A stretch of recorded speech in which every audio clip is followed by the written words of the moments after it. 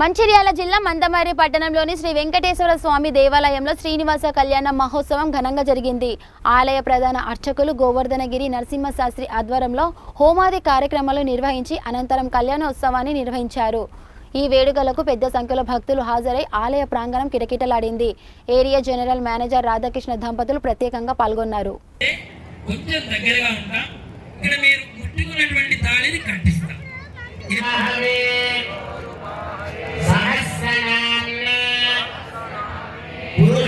సమర్పిస్తున్నారు. అందరూ కూడా నమస్కారం చేసుకోండి. స్వామివారికి పట్టు వస్త్రాలు సమర్పిస్తున్నారు. అందరూ కూడా నమస్కారం.